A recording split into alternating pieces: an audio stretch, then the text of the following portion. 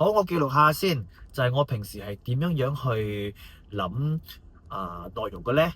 其實就係兜風，冇錯，就係我坐喺我車上，係咁兜下唔同嘅地方，跟住咧係咁喺車上邊自己喺度吟史食，講，咁嗰啲 idea 咧就會出嚟噶啦。咁點解對我嚟講咧，我兜風咧係會諗得多嘢啲咧？因為你會去唔同嘅地方，你會睇到唔同嘅嘢。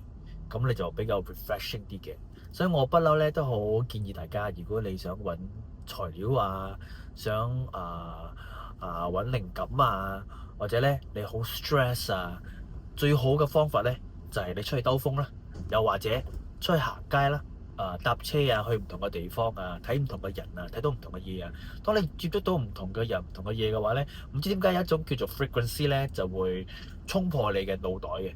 咁你就會開始咧去不斷咁樣去發酵、去諗嘢，咁你就可以咧好多唔同嘅靈感出現㗎啦。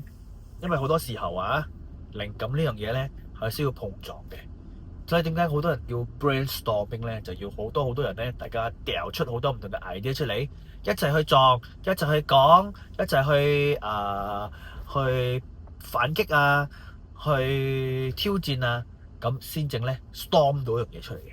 呢叫做 brainstorming 啦，咁當然啦，我中意喺車上面講啦，有啲人咧可能唔同嘅，有啲人中意喺廁所啦。我聽講有朋友咧係中意喺去放緊大嗰個時候咧先諗到嘢嘅。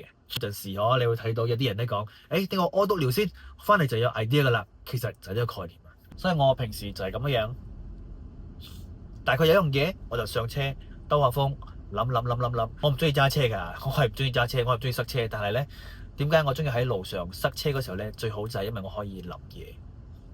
我可以去創作等等，所以最好咧就係搭車落波行下，搭下 MRT，我覺得呢個係最好嘅一個紓解同埋去揾靈感嘅一個方法嚟嘅。星期日就咁休閒同大家傾一傾偈啦，下個影片再見，記住訂閱、like 同埋 share 留言，拜拜。